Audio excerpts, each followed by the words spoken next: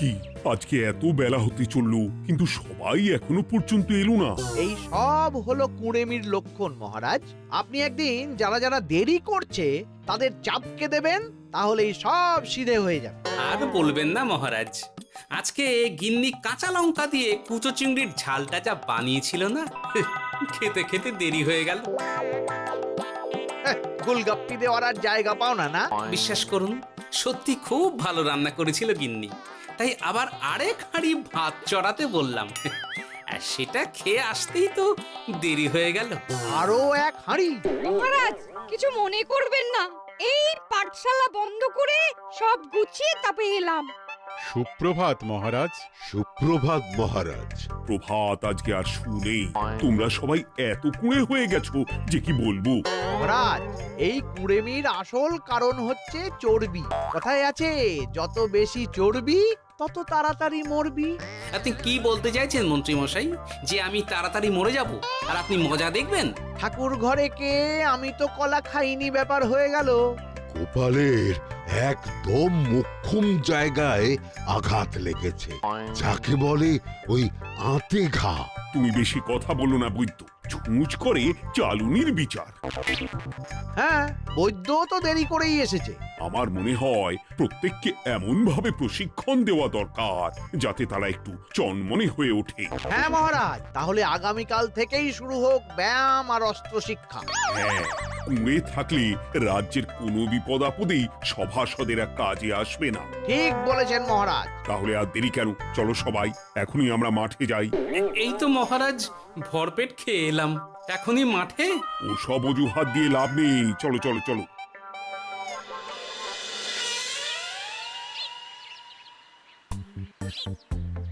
এবার সবাই সারিবদ্ধভাবে দাঁড়িয়ে পড়ো। এ কি, গোপাল কোথায়? মহারাজ, গোপাল আপনার পিছনে দাঁড়িয়ে আছে, চুপি চুপি। এই এই এই গোপাল, যাও যাও, মাঠের মাঝখানে গিয়ে দাঁড়াও। এই চাঁদি ফাটা রোদে কেন মহারাজ সুস্থ শরীরকে ব্যস্ত করছেন? এইসব বাজে কথা শুনতে চাই না। শুয়ে বসে থেকে শরীরের কি অবস্থা করেছো? শরীরের নাম মহাশয়, যা সবে তাই সয়। তুমি যাবে না, তোমাকে এক্ষুনি বরখাস্ত করব। উফ, কি জ্বালা!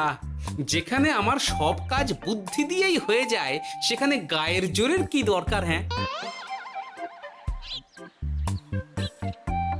এই গোপাল, আমি 1 থেকে 3 অবধি গুনবো, তারপরে সবাই এই মাঠের ধার বরাবর 5 বার পাক দিয়ে দৌড়বে। ঠিক আছে মহারাজ, আমি প্রস্তুত। আমি রোগা পটকা আছি, কোনো সমস্যাই হবে না। হয়ে গেল। সবাই প্রস্তুত? 1 2 3। কি হলো গোপাল, দৌড়াও দৌড়াও। মহারাজ, এর থেকে বেশি জোরে পারবো না। আই, কে আছো? একটা কঞ্চি দাও। এই সেরেছে। বেশ হয়েছে, বেশ হয়েছে। ব্যাটার এবার চর্বি কমবে। কি হলো গোপাল, হ্যাঁ হয়ে গেল? হ্যাঁ?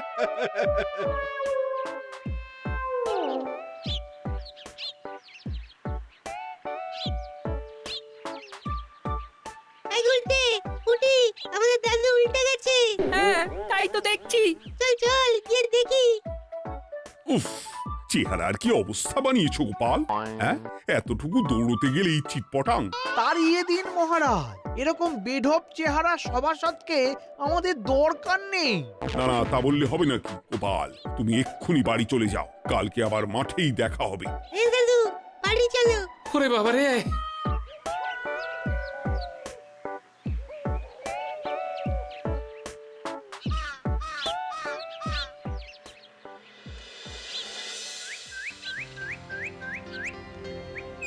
আরে ধুর ছাতার মাথা, তখন থেকে জল খেয়েই চলেছ।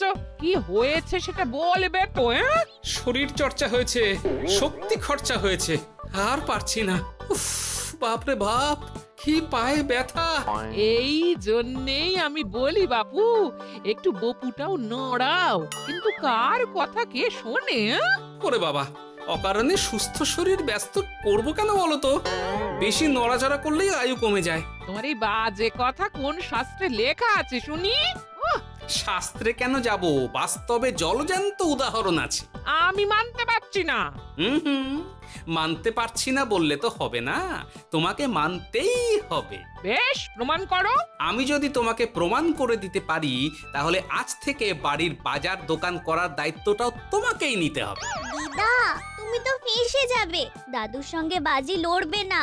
এই বাদ দে তো, তোর দাদু আগে প্রমাণ করুক যে বেশি নড়াচড়া করলে বয়স কমে। হ্যাঁ তাহলে বাজি? হ্যাঁ বাজি। আচ্ছা ঠিক আছে, বেশ। তুমি তুমি একটা পশুর নাম বলো তো, যারা খুব তাড়াতাড়ি দৌড়য়। ঘোড়া, হরিণ, চিতাবাঘ আরো আছে। আচ্ছা, এবার সবচেয়ে আস্তে আস্তে কোন পশু চলে এরকম একটা পশুর উদাহরণ দাও। কেন কচ্ছপ? এই তো পেয়ে গেছে উত্তর। এবার তুমি বলো তো, কচ্ছপ কত বছর বাঁচে, আর ঘোড়া, হরিণ, চিতাবাঘ এরা কত বছর বাঁচে? চিতাবাঘ, ঘোড়া কেউই 30 বছরের বেশি বাঁচে না, কিন্তু কচ্ছপ 300 বছরও বেঁচে থাকে। হেরেছে, হেরেছে, আমার বউ হেরেছে। উফ, জীবনের কত বড় চাপ নেমে গেল। হ্যাঁ, এই তুমি আমাকে এভাবে হারালে? তখনই বললাম দাদুর সঙ্গে বাজি লড়তে যেও না। নাও এবার খেলা সামলাও।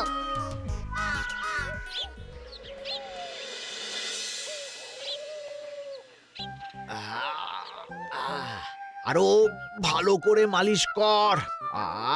আজকে ছোটাছুটি করে পা দুটো বেশ ব্যথা ব্যথা করছে। কালকে তো আবার অন্য পরীক্ষা।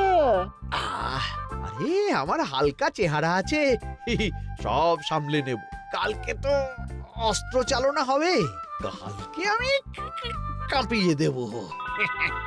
কাঁপাতে তো হবেই মন্ত্রী মশাই। আমরা আপনার শরীরে এমন ঘষা মাজা করে দেব না, মনে হবে আপনি না একটা জলযন্ত্র অস্ত্র, অস্ত্র চালনা করতে যাচ্ছে। বাস এই তো চাই। ওরে বাবারে, আস্তে আস্তে।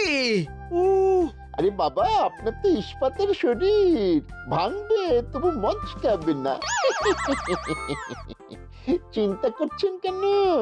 ভয় পাবেন না, ভয়কে জয় করতে হবে। আরে আরে আরে, তোরা আমার কথাটার সাথে করছিসটা কি? মানুষটা মরে যাবে তো। চিন্তা করো না গিন্নি। বাবা, ওরা বলেছে আমার ইস্পাতের শরীর, ভাঙবে তবু মচকাবে না। একবার এই বুড়ো বয়সে হাত পা ভাঙলে কি সামলাবে শুনি? মন্ত্রী মশাই, আমাদের বকশিসটা দিয়ে দিন, আমরা কেটে পড়ি। বাবারে বাবা, দিচ্ছি, এনে। এত খাটানোর পরে এই এতেই এখন খুশি থাক। হ্যাঁ,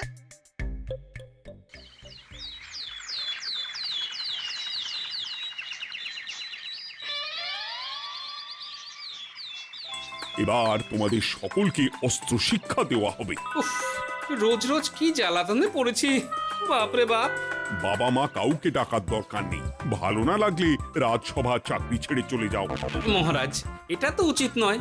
যে যেটাই পারদর্শী তাকে সেটাই করতে দিন না। একটা বাঁদরকে যদি আপনি বলেন শিকার করে মাংস খেয়ে দেখা, সে কি পারবে মহারাজ? মহারাজ, গোপাল একটু বেশি কথা বলছে, ওকে আপনি বের করে দিন।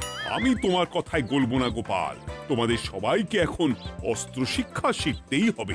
কর্তার ইচ্ছায় কর্ম, এখন তো আমার আর কিছুই বলার নেই। তাহলে আর দেরি কেন, তোমরা সবাই একটা করে ঢাল আর একটা করে তলোয়ার তুলে নাও। সেনাপতি, বলুন মহারাজ। তুমি সকলকে অস্ত্র শিক্ষা দেবে, তলোয়ার চালানো শেখাবে। এক এক করে প্রত্যেকে তোমার কাছে যাবে আর এক এক করে তুমি সবাইকে তলোয়ার চালানো শেখাবে। আচ্ছা মহারাজ, তাহলে ওই সবার প্রথমে চলে আসুন মন্ত্রী মশাই। হ্যাঁ, আমি প্রস্তুত। আমার শরীর ইস্পাতের মতো, ভাঙবো তবু মচকাবো না।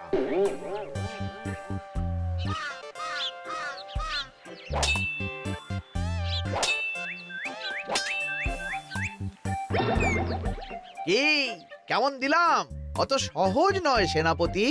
আমি মন্ত্রী এমনি এমনি হইনি, আগে অস্ত্র শিক্ষা শিখে তবে মন্ত্রী হয়েছি। এটা কি হলো? হ্যাঁ, আপনি অস্ত্র শিক্ষায় পারদর্শী, কিন্তু আরো বিচক্ষণ হতে হবে। কারণ আজকে এই পাগড়ির জায়গায় আমি যদি তলোয়ার আপনার গলার দিকে চালাতাম, তাহলে কিন্তু আপনার এই ভবলীলা এখানেই সাঙ্গ হয়ে যেত। ঠিক আছে ঠিক আছে, মনে রাখবো। এবার বাকিদের তো ডাকো। হ্যাঁ, এরপরে তলোয়ার চালানো শিখতে আসবে গোপাল। গোপাল দাদু, গোপাল দাদু। বাবা বাবা বাবা, গোপাল তুমি আবার দল বল নিয়ে এসেছো। দেখি তোমার কত দম। গোপাল, তুমি প্রস্তুত হও। হ্যাঁ হ্যাঁ, আমি প্রস্তুত। ওরে বাবারে, এ তো ভয়ানক চাপের কাজ, আমাকে বেশ বেগ পেতে হচ্ছে। সামলাও গোপাল।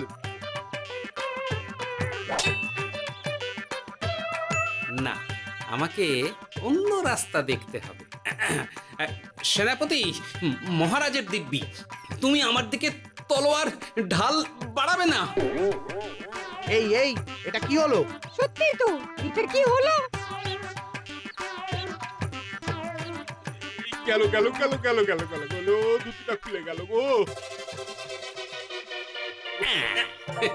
দেব নাকি এবার কুচ করে কেটে?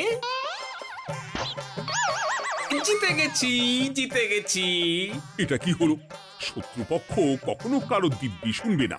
আর সেনাপতি, তুমি কি ওখানে দাঁড়িয়ে দাঁড়িয়ে মজা দেখছো? আমি কি করব মহারাজ, গোপাল যে আপনার দিব্যি দিয়ে দিল। গোপাল বেটা খুব চালাক।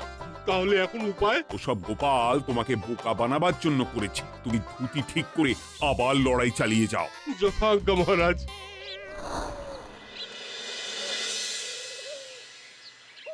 কিরে ন্যাপলা, তোদের দিদা আমার জন্য কি রান্না করে পাঠিয়েছে রে? এই তো ভাত, আলু সেদ্ধ, এই পুঁই শাকের ঝোল আর রুই মাছের ঝাল। আর তোদের যে তোষক, বিছানার চাদর আনতে বলেছিলাম, এনেছিস তো? ওই তো দাদু, কুটির গুলটে আর বাকিরা সবাই ধরাধরি করে নিয়ে আসছে। ব্যাস, তাহলে তো আর কোনো চিন্তা নেই। খেয়ে একটা জব্বর ঘুম দেব, কারণ এখানে যা রঙ্গ দেখছি তাতে বিকেল হয়ে যাবে। তলোয়ার শিক্ষা আজকের মতন এইটুকুই থাক। এবার শুরু হবে বল্লম শিক্ষা। সবাই আবার আগের মতন সারিবদ্ধভাবে দাঁড়িয়ে পড়ো। আহ, তোদের দিদা পুঁই শাকটা কিন্তু বেশ জব্বর বানিয়েছে। তোদের দিদার হাতের রান্নার কোনো তুলনাই নেই। আহা, কি স্বাদ! এ কি, গোপাল আবার কোথায় গেল? এই তো মহারাজ, আমি এখানে ওই পুঁয়ের ঝোল আর রুইয়ের ছাল দিয়ে ভাত খাচ্ছি। এসব কি মাঠের মধ্যে খাওয়া? আরে শরীরটাকে তো রাখতে হবে। তাড়াতাড়ি খেয়ে এইদিকে এসো। আসছি আসছি আসছি। এবার আমি তোমাদের দেখাবো কিভাবে বল্লম নিয়ে তেড়ে যেতে হয়। দেখান মহারাজ।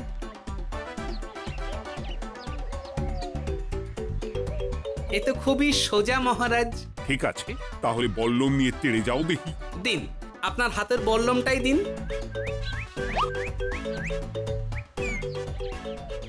আরে আরে, গোপাল তো মাঠ থেকেই চলে গেল। আমি ডেকে আনছি মহারাজ। আরে আরে, ও গোপাল, গোপাল, মহারাজ ডাকছেন। থামো থামো। মহারাজ বলেছেন বল্লম নিয়ে তেড়ে যেতে, তেড়ে গিয়ে আবার ফিরে আসতে তো উনি বলেননি। আরে, এ তো মহা মুশকিল। উনি এক্ষুনি তোমাকে মাঠে ফিরতে বললেন। সেটা আপনাকে বলতে পারে সেনাপতি, আমাকে তো বলেনি। আমি চললাম।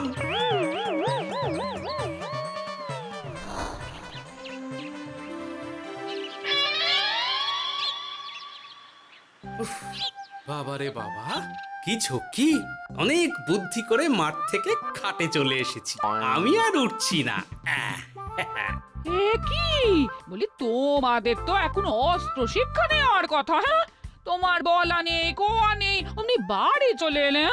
আরে বাবা, ওইসব অস্ত্র শিক্ষা মানেই সুস্থ শরীরকে ব্যস্ত করা, অসহ্য খাটনি, অযথা কষ্ট। কষ্ট করলে তবেই কেষ্ট পাওয়া যায়। হ্যাঁ, তোমায় আমি আগেও বুঝিয়েছি, যেখানে বুদ্ধি কথা বলে সেখানে দেহের শক্তি নীরব দর্শক গিন্নি। আরে বাবা, সে না হয় বুঝলাম, কিন্তু মহারাজ তো ভালোর জন্য সবাইকে অস্ত্র শিক্ষা দেওয়ার চেষ্টা করছে না? আরে বাবা, যার যা কাজ তাকে সেটা করালেই পারে। মহারাজ তো সেটা বুঝতেই চাইছেন না। আমি এখন ঘুমো।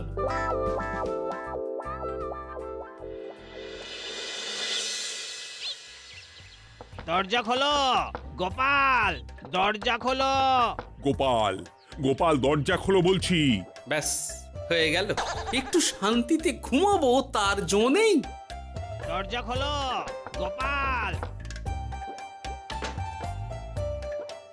বলুন মহারাজ। তুমি কি পেয়েছোটা কি গোপাল?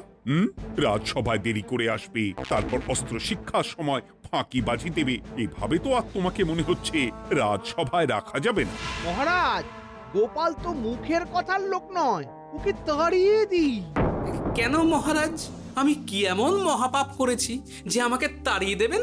এই যে আমার কথা শুনছো না, এটাই তোমার অপরাধ। অপরাধ নেবেন না মহারাজ। পণ্ডিতের দায়িত্ব পুজো করা, সভাকবির দায়িত্ব কবিতা বলা, সাহিত্য চর্চা করা, আর আমার দায়িত্ব হাসি মজা করে আপনার মন ভালো রাখা। কিন্তু আপনি আমাকে জোর করে যুদ্ধের ময়দানে ঠেলে দিতে চাইছেন। এটা আমার ইচ্ছে। আমিও তো মহারাজ ইচ্ছে করলেই অনেক কিছু করতে পারি। চোখ বন্ধ করে লক্ষ্য ভেদ করতে পারি, শুধু বুদ্ধি দিয়ে। আরে বাহ, এত বড় কথা! তাহলে মহারাজ, ওকে বলুন পরীক্ষা দিতে। কি পরীক্ষা? আমি একটা ঘরে বর্ম পরে দাঁড়িয়ে থাকব। তোমার হাতে অস্ত্র দেব, আমার মাথায় একটা আপেল থাকতে হবে, আর তুমি কিভাবে আমার মাথা থেকে ওই আপেল ফেলতে পারো দেখব। এ তো খুবই সোজা। কি গোপাল, তাহলে লড়বে নাকি বাজি? হ্যাঁ, লড়তে রাজি আছি।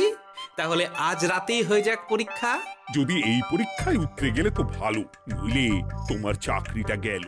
গোপাল, তুমি পারবে তো? সে দেখাই যাবে। আজ রাতে তাহলে রাজবাড়িতে দেখা হচ্ছে। যদি আমি এই পরীক্ষায় বিফল হই, তাহলে আমার চাকরি আপনি কেড়ে নেবেন, আর যদি সফল হই তাহলে মন্ত্রী মশাইকে শাস্তি দেবেন। আমি নিজে সারা কৃষ্ণনগরে নাক্ষত দেব। বেশ, দেখা যাক।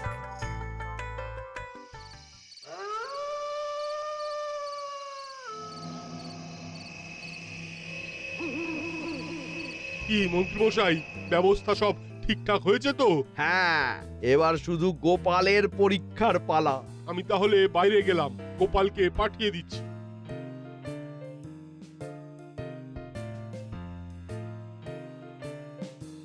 এবার যাও গোপাল, ঘরের ভিতরে যাও, দেখি তুমি কি করে মন্ত্রীর মাথা থেকে আপেল ফেলতে পারো। আপনি তো শুধু আমার চোখ ঢেকেছেন, আমার নাক, মুখ, কানও ঢেকে দিন, যাতে ঘ্রাণেন্দ্রিয়, শ্রবণেন্দ্রিয়েরও সাহায্য না নিতে পারি। বেশ, তাহলে তাই হোক। আই, কে আছো? গোপালের মুখ, নাক আর কান ঢাকো। যথা আজ্ঞা মহারাজ। একটু একটু মোটা কাপড় দিয়ে নাক মুখ ঢাকো, হ্যাঁ, যাতে সেভাবে আপেলের গন্ধ না পাই। বেশ বেশ।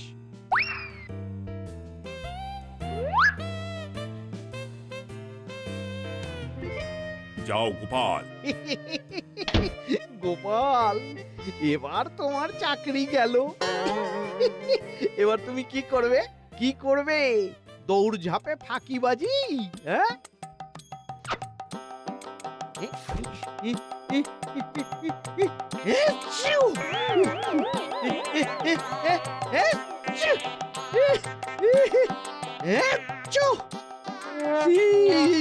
গেল গেল গেল গেল গেল, আপেল পড়ে গেল। আপেল পড়ে গেল? মহারাজ, এর মধ্যেই গোপাল আপেল ফেলে দিয়েছে। ঘরের ভেতরে চলো।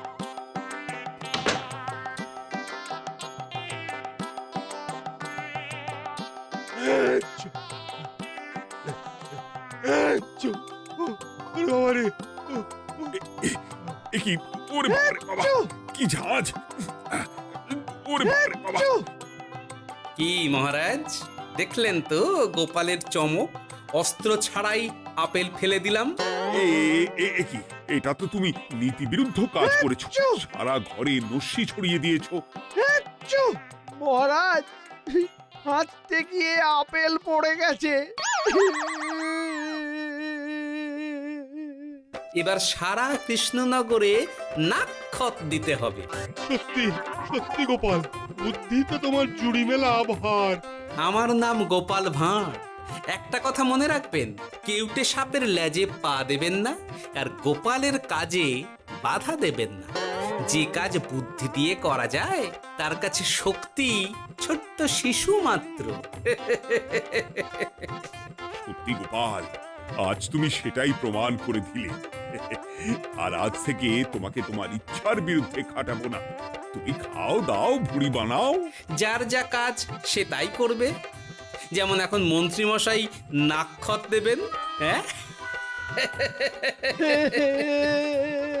ভুল করে বাজি ধরে ফেলেছি, এখন নিজেই চাপে পড়ে গেলাম। তাহলে আর দেরি কেন? না